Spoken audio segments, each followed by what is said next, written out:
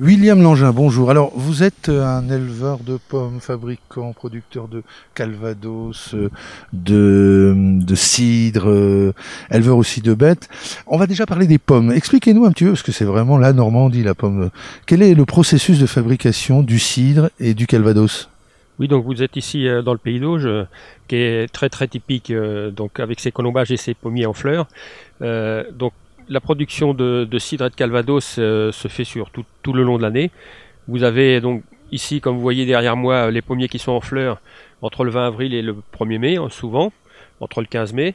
Et ensuite, vous avez la récolte qui se fait entre le 15 septembre et le 15 novembre, pour ensuite faire la fabrication entre le 1er novembre et le 15 décembre.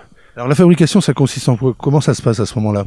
Donc la fabrication du cidre, c'est-à-dire du jus de pomme, hein, juste à la sortie de la presse, ça consiste à extraire le jus donc, de la pomme. Avec environ une tonne de pommes, on fait à peu près 650 litres de cidre. Avec ce cidre, enfin ce jus qu'on sort de la presse, on a 4 ou 5 produits qu'on fait avec. Le premier produit, c'est le jus de pomme. On pasteurise juste après le pressage.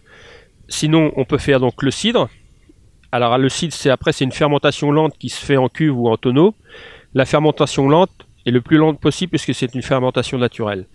Donc avec ce produit-là, le cidre, on fait plusieurs produits. Donc le cidre pour mettre en bouteille, ce qu'on appelle le cidre de bouche, le cidre de garde. Mais nous faisons aussi le calvados avec. C'est-à-dire que quand le cidre est fini de fermenter, que tout le sucre de la pomme est transformé en alcool, on distille le cidre pour obtenir le calvados. Donc il nous faut à peu près 18 litres de cidre pour faire 1 litre de calvados. Ah oui, il y a l'étape cidre pour arriver au calvados, qu'on ne sait pas forcément d'ailleurs. Voilà, tout à fait. Donc ça, c'est une fermentation qui se fait lentement. Donc quand on fait un pressage début décembre, ça fermente tout doucement pour pouvoir distiller à partir, bien souvent, après le 15 juin. Hein. Nous, on le fait naturellement. Donc entre 15 juin et puis le 1er octobre, on fait la distillation à la ferme.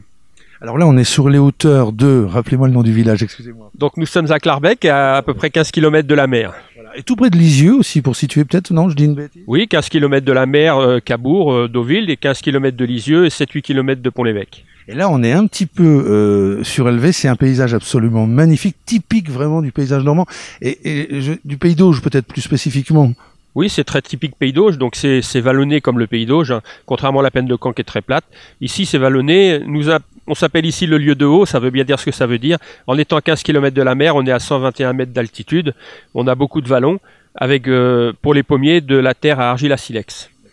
Nous faisons donc aussi des visites d'exploitation. Pour les gens qui sont intéressés sur la réservation, nous faisons visiter l'exploitation avec l'explication sur le processus de fabrication de la pomme et également une explication sur l'élevage dans le paysage en général, puisque nous sommes ici aussi producteurs de vaches allaitantes. Et avec dégustation, on imagine. Avec dégustation, avec modération des produits de la ferme. Avec modération. Mais en tout cas, l'ambiance est délicieuse, c'est splendide. Merci beaucoup. Merci.